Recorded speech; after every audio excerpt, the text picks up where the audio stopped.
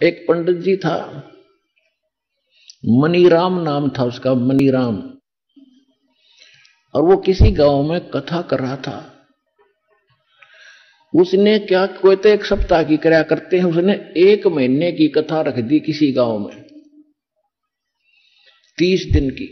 लालच में रोज के 10-20 रुपए तो आवेंगे।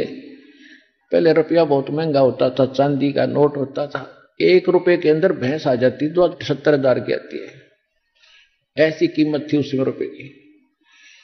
अब उसने 30 दिन तक कथा करी। 30वें दिन उसने भोग लगाना था, कथा का संपूर्ण करना था। तो गांव के कुछ निकम्मे से होया कर, गांव में भी जो शरारती टाइप व्यक्ति, उन्होंने क्या किया कि ये पंडित जी भाई गांव ने इकट्ठा करेगा ना जाने कितने पैसे लूट के ले जाएगा। उन्होंने उसी दिन एक नाचने गाने वाली लड़की बुला ली, चंपाकली, दिल्ली से। और उसी दिन, जिस दिन भोग पड़ना था, उसी दिन बराबर में चमटा गाड़ दिया। अब उस नाचने वाली तो 2 घंटे में 500 रुपये लेगी, चांदी के 500 रुपये का सारे गांव में। और 30 दिन में पंडित जी का आए 30 रुपये। 30 दिन उसने ड्रामा कर 30 रुपये आए, और वह 2 घंटे में लेगी 500 रुपये। तो वो मनीराम ब्राह्मण अपने लेकर 30 रुपये चल पड़ा। उसको ये पता चला कि यहां कोई संत रहते हैं, गरीबदास जी। वो गरीबदास जी के पास गए, रुक के बैठ के, गरीबदास जी भी बैठे थे वहां। कुछ चेले थे गुरु जी के, गरीबदास जी के, वो भी बैठे थे। ब्राह्मण को आसन दिया कि ब्राह्मण आगे हैं, भी आसन दो। अलग से आसन दे दिया, सूचा बैठा दिए। और सुनाओ ब्राह्मण, गरीबदास जी ने पूछा, सुनाओ विपर जी, कुशल हो? मनीराम जी कहता, महाराज क्या कुशल है? कहते, कति जनता का तो नाश जा लिया, कर्म धर्म का ज्ञान रहा ना, बिजली गिरी पड़ी है, नाश हो लिया। अन्यू ना बताओ बीमारी के है, कहानी क्या है? तो वो चेले पूछने लगे गरीबदास जी से, महाराज जी पंडित जी बहुत दुखी हो रहे हैं, बड़े अक्षुब्ध हैं, इनको क्या तकलीफ है? गरीबदास जी कहते हैं कि फूटी ज्ञान विवेक की और अंधा है जगदीश, चंपाकली को 500 और मनीराम को 30। यो रोड़ा है इनका।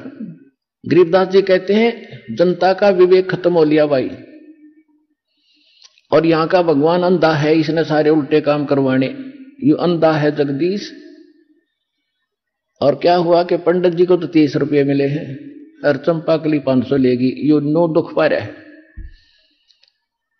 तो परमात्मा ने कहा कि पंडित जी आप उस चंपाकली तक कम को नहीं, तेरा दाव ना लगा इसलिए रो रहा है। आपके पास क्या है जो तू जनता को बांट रहा है, बता दे मुझे। कथा की आपने? खान जी कथा की, और 30 रुपये आए 30 दिन में। कथा करने का आप अधिकारी हो? गरीबदास जी ने पूछा। खां जी मेरे आदेश दे रखा मेरे गुरु जी ने। परमात्मा बोल, गरीबदास जी ने कहा कि जिस समय राजा परीक्षित को सर्प ने डसना था ऋषि के श्राप से, उस समय ये सारे ब्राह्मण तुम्हारे जो हेड थे, मुखिया, इंक्लूडिंग वेद व्यास जिसने ये पुराण लिखी, सुधा सागर, सुख सागर कहते हो तुम जिसको, इसकी कथा सुनानी थी उसको 7 दिन। और किसी ने हिम्मत नहीं करी। तेरे पृथ्वी के जितने ऋषि में ऋषि थे सब पीछे हट गए ब्राह्मण। क्यों हट गए? क्योंकि 7वें दिन रिजल्ट आना था उसका। सबको मालूम था कि हम अधिकारी नहीं है, और 7वें दिन पोल पाट जाएगी, ऋषि को कुछ ज्ञान नहीं हुआ तो सब पीछे हट गए, हम अधिकारी नहीं है, हम अधिकारी नहीं है। फिर कौन, कैसी हुई वो कथा? स्वर्ग लोक से सुखदेव ऋषि बुलाए गए थे, उन्होंने कथा सुनाई। जब उस कथा से जो लाभ उसको मिलना था, परीक्षित ऋषि को केवल यहां से वृत्ति हटानी थी उस कथा के प्रभाव से। वो सर्प ने तो डसना था, उसने मरना भी था, वो ये कर ही नहीं सकते। तो केवल इतना लाभ भी कि यहां से वृत्ति हट गई, और स्वर्ग चला गया, क्योंकि उसने यज्ञ धर्म घड़े कर रखे थे। स्वर्ग में जाके फिर वापस आएगा वो तो अलग बात है, कुत्ता भी बनेगा, राजा था वो परीक्षित। जो प्रसंग चल रहा है, तो गरीबदास जी ने कहा कि उस समय ये कहां गए थे, तो ये कथा करने वाले सब लोग कहते हम अधिकारी नहीं है। अरे तुम सारे अधिकारी पा के गए, खा के तुम्हारे पास। तो उसी समय शांत हो गया वो ब्राह्मण था, क्योंकि भगवान के लिए तड़फ रहा था कि महाराज बिल्कुल सच्ची बात कही आपने। तो पढ़ रखी थी कथा, उसको तो बताने की जरूरत नहीं विस्तार से कि फिर कारण क्या है दाता, कि भाई भक्ति कर, इन कथाओं से बात नहीं बढ़ेगी।